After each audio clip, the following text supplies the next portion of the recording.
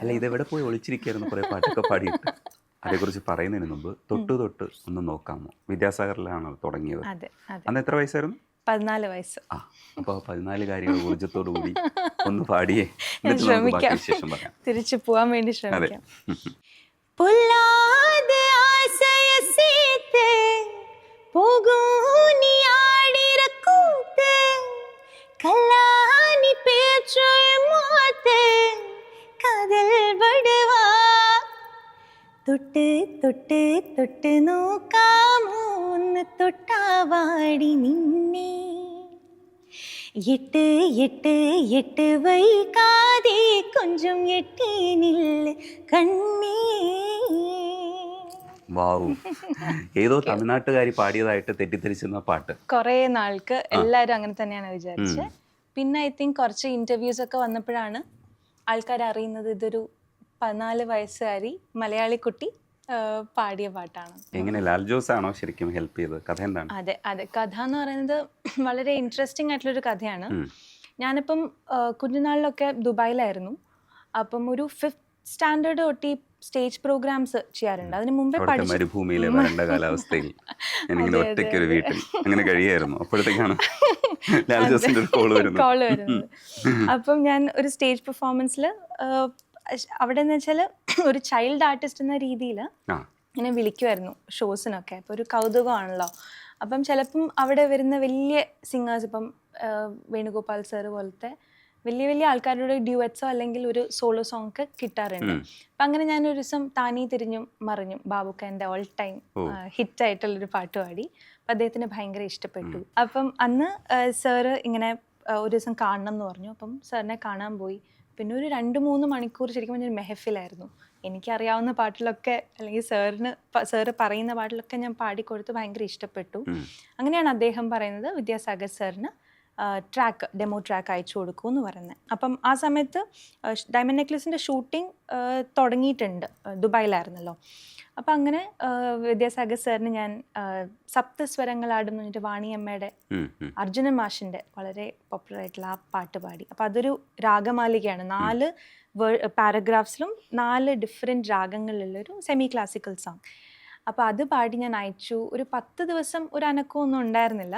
അപ്പം ഞാൻ എല്ലാ ദിവസവും ഈ സ്കൂളിൽ നിന്ന് തിരിച്ചു വരുമ്പം അമ്മയോട് ചോദിക്കാം, അമ്മയെ കോൾ വല്ലതും വന്നോ വിദ്യാസാഗർ സാറിൻ്റെ സ്റ്റുഡിയോ എന്ന്. പക്ഷെ 10 ദിവസം ഒന്നും വന്നില്ല. അത് കഴിഞ്ഞപ്പം ഉച്ചയ്ക്ക് ഞാൻ ചെന്നപ്പോൾ പറഞ്ഞു ഇങ്ങനെ സാറ് വിളിച്ചിട്ടുണ്ട്. സാറിൻ്റെ മാനേജറാണ് വിളിച്ചത്. അപ്പം ചെന്നൈക്ക് പോകണം, പിന്നെ ആ പാട്ട് സാറിന് ഇഷ്ടപ്പെടുകയാണെങ്കിലാണ് അത് സ്ട്രേറ്റ് എടുക്കുക, എന്തായാലും ഒന്ന് ചെന്ന് നോക്കാൻ പറഞ്ഞു. അപ്പം ഡയമണ്ട് നെക്ലസിൻ്റെ ഷൂട്ടിംഗ് നടക്കുക. അപ്പം ഞാൻ ലാലോങ്കലിനെ ഇങ്ങനെ വിളിച്ച് പറഞ്ഞു ഇങ്ങനെ വിളിച്ചിട്ടുണ്ട്. അപ്പം അദ്ദേഹത്തെ കാണാൻ ഞാൻ ആ ഷൂട്ടിംഗ് സ്പേസിൽ പോയപ്പോൾ ഭയങ്കര തണുപ്പാണ്. അപ്പം ഞാൻ പുറത്ത് നിൽക്കുമ്പോഴൊക്കെ ലാലോങ്കൽ ഭയങ്കര കെയറിങ് ആണ് അദ്ദേഹം. അപ്പം പുള്ളി ഇട്ടിരിക്കുന്നൊരു സ്കാർഫ്, നിലാമലരെ സോങ് ശ്രദ്ധിച്ച് മനസ്സിലാവും. സമൃദ്ധ സുനിൽ ഇങ്ങനെ ഒരു പെയിൻറ്റിങ് ചെയ്യുമ്പം തലയിൽ ഒരു സ്കാർഫ് ഇടുന്നു, ഹെഡ് സ്കാർഫ് ബൻഡാന ഇടുന്നുണ്ട്. അപ്പം അതാണ് എനിക്ക് ഊരി തന്നെ, നീ വോയിസ് ഒക്കെ സൂക്ഷിക്കണം പോകുന്നവരെ എന്നൊക്കെ പറഞ്ഞിട്ട് ഭയങ്കര അദ്ദേഹം give me a lot of blessings and he sent me. പിന്നെ ഞാൻ വർഷാവല്ലകി പോയി വിദ്യാസാഗർ സാറിനെ കണ്ടു. അപ്പോൾ എന്നെ കണ്ട ഉടനെ സാറ് പറയുന്ന സ്റ്റേറ്റ്മെൻറ്റ്, இந்த ചെറിയ പൊണ്ണിനെ ഞാൻ എങ്ങനെ റൊമാൻസ് പറഞ്ഞു മനസ്സിലാക്കുന്നതാണ്. സാറിന് ചെറുതായിട്ട് ഭയന്നു എന്ന് തോന്നുന്നു. പക്ഷേ and that too it was colloquial Tamil. അപ്പം നമ്മൾ സാധാരണ പറയുന്ന തമിഴും അല്ലായിരുന്നു. അപ്പം ഓരോ വേർഡിൻ്റെ മീനിങ്ങും കാര്യങ്ങളും എന്താണ് എക്സ്പ്രഷൻ ഇടേണ്ടതെന്നൊക്കെ മുരുകൻ സാറ് പറഞ്ഞു തന്നു. അങ്ങനെ ഞാൻ പിന്നെ ആ പ്രായത്തിൽ ഐ തിങ്ക് ടെൻഷനൊന്നും ഇല്ലാത്തൊരു പ്രായമായിരിക്കുമല്ലോ. 14 years എന്ന് പറയുമ്പം നമുക്ക് ആ നടക്കുന്ന കാര്യത്തിൻ്റെ ഗ്രാവിറ്റി നമുക്ക് മനസ്സിലാക്കാനുള്ള പ്രായമില്ല. ഇത്രയും വലിയൊരു ലെജൻഡ് മുമ്പിലാണ് നമ്മൾ നിൽക്കുന്നതെന്നോ അല്ലെങ്കിൽ അപ്പം ടെൻഷൻ എന്നൊരു കാര്യമില്ലായിരുന്നു. അപ്പം അങ്ങനെ അങ്ങ് പോയി പാടി. റെക്കോർഡിങ് കഴിഞ്ഞപ്പോഴത്തേക്കും സാറ് കൺസോളിലേക്ക് വന്നു, എൻ്റെ തലയിൽ കൈവച്ച് സാർ അനുഗ്രഹിച്ചു. വെരി ഹാപ്പി എന്ന് പറഞ്ഞു. അപ്പം അങ്ങനെ തിരിച്ച് എത്തി. പിന്നെ അപ്പോഴത്തേക്കും ഐ തിങ്ക് റഫായിട്ടൊരു CD ഇവർക്ക് അഭിനയിക്കാൻ വേണ്ടിയിട്ട്, ഫഹദ് ഫാസലിനും ഗൗതമി ചേച്ചിക്കും അഭിനയിക്കാൻ വേണ്ടിയിട്ട് they had send it over. അപ്പം എല്ലാവരും ഞാൻ അപ്പോൾ വിളിച്ചപ്പം ലാലോങ്കിൽ പറഞ്ഞു നീ സെറ്റിലേക്ക് വരുമെന്ന് പറഞ്ഞു. അപ്പം അങ്ങനെ ഞാൻ പോയപ്പം എവ്രിബഡി ഭയങ്കര അപ്ലോസ് ഒക്കെ തന്നു. ഫഹദിക്ക ഇങ്ങനെ ഒരു സ്റ്റേറ്റ്മെൻറ്റ് പറഞ്ഞു, ഇങ്ങനെയൊക്കെ പാടി നമുക്ക് അഭിനയിക്കാൻ പാടായിരിക്കും. സോ ഇങ്ങനത്തെ ചെറിയ ചെറിയ കാര്യങ്ങളാണ്. പക്ഷേ as I think 14-year-old it meant a lot to me. So ആ മൂമെന്റ്സ് ഒക്കെ ഞാൻ ഇപ്പോഴും വളരെ ചെറിഷ് ചെയ്യുന്ന കുറച്ച്. വേറൊരു കാര്യം കൂടെ ഉണ്ട്. ആദ്യത്തെ പാട്ട് ഹിറ്റ് തൊട്ട്, രണ്ടാമത്തെ അയലിൻ്റെ ആഴങ്ങളിൽ വീണ്ടും ഹിറ്റ്, അത് കഴിഞ്ഞിട്ട് വീണ്ടും ഓമന പൂവേ എന്ന് പറയുന്ന പാട്ട് ഹിറ്റ്. ഈ 3 പാട്ടും ഹിറ്റാകുക എന്ന് പറയുന്നത് അപൂർവമാണ്.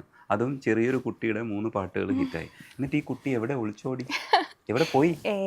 എവിടെയും അത് ഞാൻ പാടുന്നുണ്ടായിരുന്നു ഇടയ്ക്കൊക്കെ. I was doing A lot of productions. സിനിമയിലും അത് വിദ്യാസാഗർ സാറിന് തന്നെ ഗീതാഞ്ജലി എന്നൊരു പടം ഉണ്ടല്ലോ, പ്രിയദർശൻ സാർ, അതിൽ ഒരു പാട്ടുണ്ടായിരുന്നു. പിന്നെ തോപ്പിൽ ജോപ്പനില് ചിത്രാമ്മയുടെ പൂവിതലായി ഞാൻ നാഥയുടെ എൻ്റെ യങ്ങർ വേർഷൻ പാടിയിട്ടുണ്ടായിരുന്നു. എം ജയേന്ദ്രൻ സാറിൻ്റെ, ലെനിൻ രാജേന്ദ്രൻ സാർ ഡയറക്റ്റ് ചെയ്ത ക്രോസ് റോഡ്സ് എന്ന് പറഞ്ഞിട്ടൊരു ഫിലിം, അതിലൊരു പാട്ട് പാടി. ഫിലിം സോങ്സ് അധികം ഞാൻ ട്രൈ ചെയ്തിട്ടില്ല എന്നുള്ളതാണ് സത്യം. അപ്പം ഫിലിം സോങ്സിന് എപ്പോഴും ഉള്ളൊരു കാര്യം വെച്ചാൽ നമുക്ക് ആൾക്കാരെ ഫോൺ എടുത്ത് വിളിക്കാനും ഞാനിവിടെ ഉണ്ട് കേട്ടോ എന്ന് അറിയിക്കാനൊക്കെ ഭയങ്കര ഇറ്റ്സ് വെരി ഇമ്പോർട്ടൻറ്റ്. അറിയിക്കാൻ വേണ്ടി ഏറ്റവും വലിയ വഴി എന്ന് പറയുന്നത് പാട്ട് പാടുക. അടുത്ത പാട്ട് അത് അഴലിൻ്റെ ആഴങ്ങളിൽ ഔസേപ്പച്ചൻ സാർ. ഇത് പറയുന്നതിന് മുമ്പ് അതും സാറിൻ്റെ കൂടെയുള്ള ഒരു എക്സ്പീരിയൻസും പറയണം. ഐ മീൻ ഇറ്റ്സ് ശരിക്കും പറഞ്ഞാൽ ഇറ്റ്സ് എ ബ്ലെസ്സിങ്. ഇങ്ങനത്തെ ലെജൻഡറി ആയിട്ടുള്ള മ്യൂസിക് ഡയറക്ടേഴ്സിൻ്റെയോടൊപ്പം ആദ്യത്തെ നമ്മുടെ കരിയറിലെ ഫേസിൽ പാടാൻ പറ്റുന്ന തന്നെ വലിയൊരു മഹാഭാഗ്യമാണ്, ദൈവാധീനം തന്നെയാണ് എന്നെ സംബന്ധിച്ചിടത്തോളം. അപ്പം സാറിൻ്റെ ഒക്കെ കൂടെയുള്ള അത് ശരിക്കും പറഞ്ഞാൽ 1 day ലോങ് ആയിരുന്നു ആ റെക്കോർഡിങ് സെഷൻ.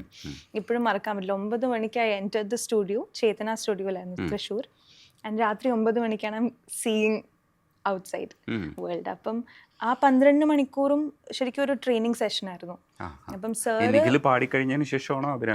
അപ്പം നിഖിൽ അദ്ദേഹത്തിന്റെ വേർഷൻ തന്നെ കേൾപ്പിച്ചു. അപ്പം അങ്ങനെയാണ് ഞാൻ ബേസിക് സോങ് പഠിച്ചത്. പക്ഷെ പാട്ട് ശ്രദ്ധിച്ചാൽ അറിയാം കുറേ വേരിയേഷൻസ് ഉണ്ട്. അപ്പം അതൊക്കെ സാറ് ചിലത് പറഞ്ഞു തന്നു സാറ്. പിന്നെ സാറ് പറഞ്ഞു നീ തന്നെ പാടുമെന്ന് പറഞ്ഞു. അപ്പം അങ്ങനെ ഞാൻ കുറച്ച് ഇംപ്രവൈസേഷനും കാര്യങ്ങളൊക്കെ ചെയ്തിട്ടാണ് ആ ഒരു പാട്ട് വന്നത്. അപ്പം അതെന്തായാലും പാടാം.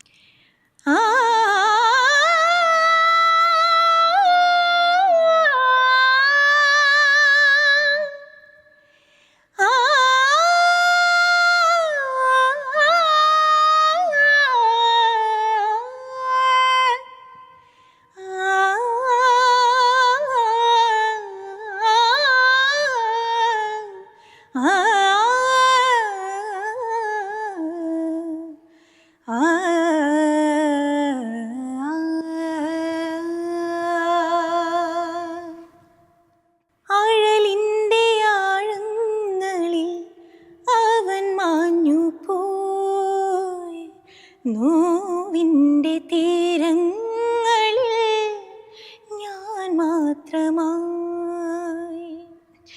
ഇരുൾ ജീവനെ പൊതിഞ്ഞു ചീതൽ പ്രാണനിൽ മീഞ്ഞു കീതയ്ക്കുന്നു നീ ശ്വാസമേ